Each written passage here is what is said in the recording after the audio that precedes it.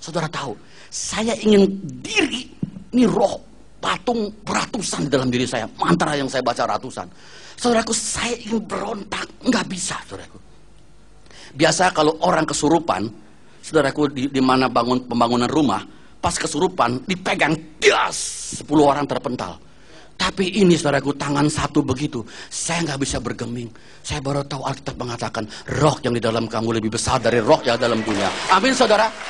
Luar biasa dipegang begitu. Nggak bergeming saya sampai saya nggak bisa. Setelah kurang lebih 7 menit, saya manifestasi.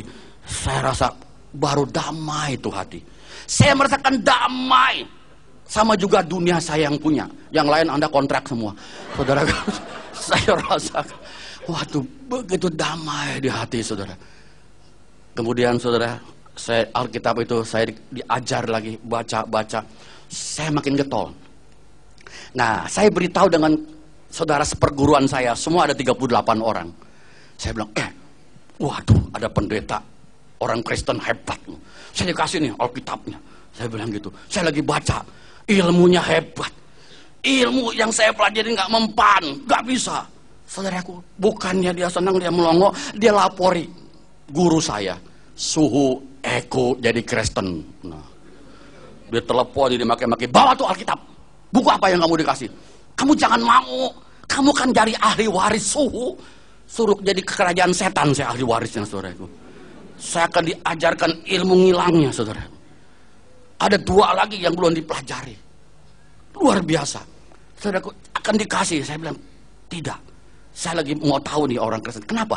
Itu ilmunya guru saya, dengan saya tuh 2, saudaraku. Hantem itu hamba Tuhan. Saya lihat sinarnya. Sinar begitu jauh, saya juga sinar. Enggak sampai. Saya pikir buat apa? 90% dia yang sudah 100% aja nggak becus. Saya tunggu sampai kapan? Mendingan ikutin dulu yang ini nih. Orangnya gede juga, montok juga hamba Tuhannya. Gemuk, nggak kayak ini, kering begini, model tikus laci. Ini kecil, saudaraku. Ya, pasangin benang kayak layangan ditarik terbang. Supaya lebih seru, saudaraku, jangan ngantuk. Saudara, sudah saya datang ke guru saya bawa nih Alkitab. Kamu jadi Kristen? Enggak, saya katakan. Ini loh suhu buku ini. Kalau nggak enak saya pulangin lagi nanti. Saya bilang, saya lagi belajar dulu ini, nggak mempan. Begini itu. 2 pilihan. Kamu sekarang putuskan, mau jadi orang Kristen apa ikut perguruan sini? Saudaraku, logika saya jalan tuh. Saya bukan cari kekayaan kok. Saya cari kekuatan, kekuasaan. Saya katakan, saya ikut Kristen dulu. Jangan balik lagi kamu. Ikut Yesus kamu sono. Saudaraku, saya dari situ saya tinggal. Setiap hari guru saya menghujat Yesus. Saya terima Yesus, saudaraku, kira-kira hampir setahun. Saya bersaksi guru saya tiap hari maki-maki. Karena saudaraku, saya anak yang paling dikasihi. Tahu sakitnya apa, saudara? Masuk rumah sakit. Mulutnya begini. Kecekukan. Gitu. Saudara, orang kecekukan 2 bulan. Kita 2 menit saja udah begitu capek cari air. Nggak bisa minum, nggak bisa makan. Dia nggak makan, nggak minum, tiap hari kerjanya. Saudaraku bisa bego. Bener-bener, saudaraku. Aduh, tiap hari begitu, tiap detik. Nggak bisa makan, begitu makan. Lagi. Begitu makan, keluar lagi. Bayangkan, saudaraku. Sampai tinggal seperti cecek kering. Akhirnya meot. Dia bilang, jangan panggil Eko kemari. Saudaraku, dia hujat terus Tuhan. Jangan main-main, saudaraku. Kata-katain terus. Dia meninggal. Nah sudah, saudaraku. Jadi saya warisin itu dong. Dari hamba Tuhan itu. Belajar. Nggak taunya wakil guru saya mungkin. Saya nggak tahu siapa. Dia kirim jin. Saya lagi enak-enak pulang dari kantor. Tenang-tenang duduk di kursi. Ada jin gitu gede. Biasa saya suka nyomotin orang, sekarang saya mau dicomot. Saudara tahu, itu pendeta hamba Tuhan itu bilang, Eko, waktu saya sudah ditumpang tangan, hari ini juga nggak boleh baca mantra lagi. Nggak boleh baca mantra. Kalau sekarang dalam nama Yesus, kalau ada setan dalam nama Yesus, usir dia. Saudaraku, saya catat. Dalam nama Yesus usir setan. Nama siapa lagi? Nggak ada. Kok cuma satu? Ini Yohanes, Petrus. Nama Petrus nggak bisa usir setan. Nggak bisa, saudaraku. Ya, biar nama Mao Zedong juga nggak bakal bisa. Ya, setan nggak takut sama Mao Zedong, sama Hitler. Dia takut dengan nama Yesus. Masa sih cuman begitu saja dalam nama Yesus usir para kuasa kegelapan? Nggak usah diapalin. Begitu dengar juga dia bisa. Yang mantra begitu panjang saya hafalin, saudara.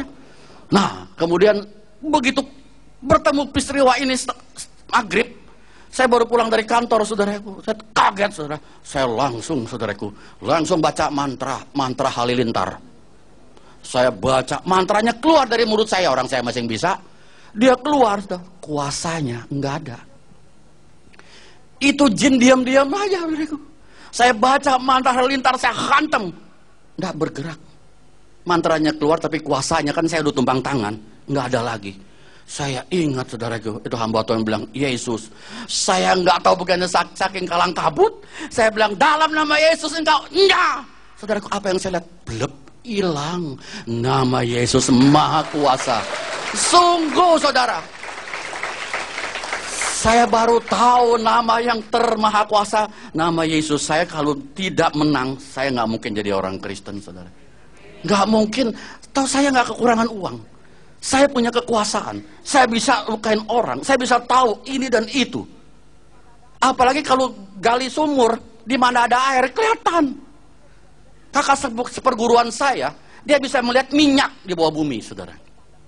Kelihatan tembus. Jarak jauh pandangan, saudara. Bisa, saya lagi telepon. Ya, itu Ibu Vera, saudara. Kolesterol tuh sudah 500. Masa sih? Iya, coba periksa. Bener, saudaraku. Saya kalau mau ke rumah dia, saya baca mantra. Dia nggak bisa kemana-mana, saudara. Kebingungan, siapa sih yang mau datang? Ini kurang ajar. Ini kok nggak bisa pergi kemana-mana? Bisa begitu, saudara, ngedumel sendiri. Begitu saya datang, masih ada. Kamu ya pegangin saya ya. Saudaraku, ilmunya saya kuat. Saya bisa kuasain dia. Walaupun dia kakak seperguruan, saudara. Itu luar biasa. Jadi saudaraku, ilmu-ilmu yang dipelajarin, walaupun versinya baik itu Tionghoa, baik itu Afrika, yang di Banjarburu itu sama, semua pusatnya satu. Saudara pernah baca buku Mugendi? Ya, Mugendi itu. Mungkin nanti saya berikan pada Pak Gendong. Saudaraku, dia bisa ubah tanah jadi makhluk hidup. Orang tuanya. Dan Mugendi disusui oleh ikan duyung hidupnya. Dia bisa melihat, saudaraku. Dia datang ke Lucifer. Saya akan khotbahkan nanti, begitu saudara akan mengerti hal seperti ini. Jadi saudara kalau datang ke CFG yang di Menara Gracia, saya terus membuka rahasia roh. Ya, saudara. Supaya jangan nyasar. Karena saya sudah tahu. Saya juga nanti ingin bicara-bicara dengan Pak Ki Gendang, kalau bisa, supaya saudaraku kita mengerti kemana kita harus larinya. Jadi kalau enggak, saudaraku, mujizat-mujizat bisa terjadi. Jangan heran. Yang tadi saya katakan, saudara, bisa, semua bisa terjadi. Baru-baru belum lama ini, seorang anak, dia bawa amplop. Saya kira mau dipersembahkan saya amplop, biasa dalamnya duit kan. Ini daun jambu. Kok daun jambu kering bawa kemari? Nah, kurang ajar nih, saya bilang. Daun jambu kering 10 lembar. Mau ngapain, saudaraku? Pendeta dia bawain daun jambu. Dia bilang, Pak Eko tolong Pak. Kenapa? Ini ibu saya. Ibu saya, adiknya di puncak. Itu suka pakai baju hitam, puasa gelap.